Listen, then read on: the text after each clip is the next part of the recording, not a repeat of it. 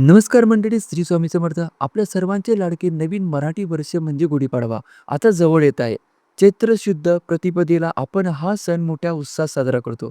गुढी ही केवळ विजयाची प्रतीक नाही, तर ती आपल्या घरातील सुख, समृद्धी आणि मंगल्याचे दार उघडते.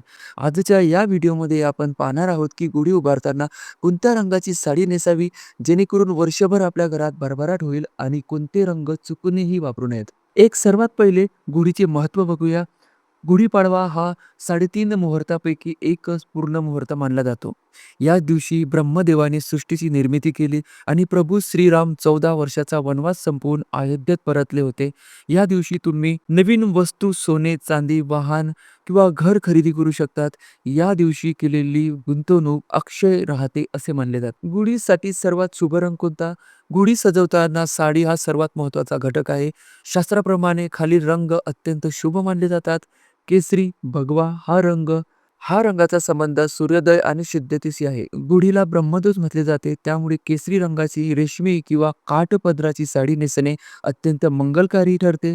हा रंग शौर्य आणि ऊर्जेचे प्रतीक आहे. लाल लाल रंग माता लक्ष्मीला अत्यंत प्रिय आहे. हे रंग सौभाग्य, उत्साह आणि नवीन जीवनाचे प्रतीक मानले जाते.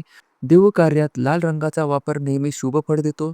पिवळा पिवळा रंग आनंद आणि बुद्धिमत्तेचे प्रतीक आहे. भगवान विष्णूचा हा आवडता रंग असून हळदी कुंकवातही हळदीचा हा रंग घरात सकारात्मकता वाढतो. हिरवा निसर्गाशी जोडलेला हा रंग समृद्धी आणि शांतता दर्शवतो. देवीची ओटी भरताना आपण हिरवा रंगाचा वापर करतो, त्यामुळे गुढीला हिरवी साडी नेसवल्याने डोळ्यांना आणि मनाला प्रसन्नता मिळते.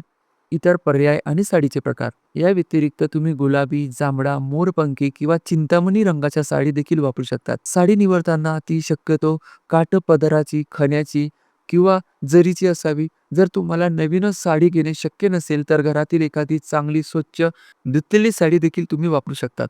सावधान, हे रंग टाळा. काही रंग हिंदू धर्मात शुभ कार्यात टाळले जातात. गुढी उभारताना खालील चुका करू नका. काळा रंग हा रंग नकारात्मकताचे प्रतीक मानला जातो. त्यामुळे गुढीतला चुकूनही काळ्या रंगाची साडी नेसू नका. पूर्ण पांढरा रंग शांततेचा असला तरी शुभ प्रसंगी गुढीसाठी शक्यतो गडद मंगल्याचे रंगच निवडावेत. तर मंडळी, हा गुढीपाडवा तुम्ही तुमच्या गुढीसाठी कोणता रंग निवडणार आहात, हे आम्हाला कमेंटमध्ये नक्की सांगा. ही माहिती आवडली असेल तर व्हिडिओला लाईक करा आणि आपल्या मित्रपरिवारासोबत शेअर करा. चॅनेलवरती नवीन असाल तर सबस्क्राईब करायला विसरू नका. तुम्हा सर्वांना गुढीपाडव्याच्या आणि नवीन वर्षाच्या हार्दिक शुभेच्छा. श्री स्वामी समर्थ.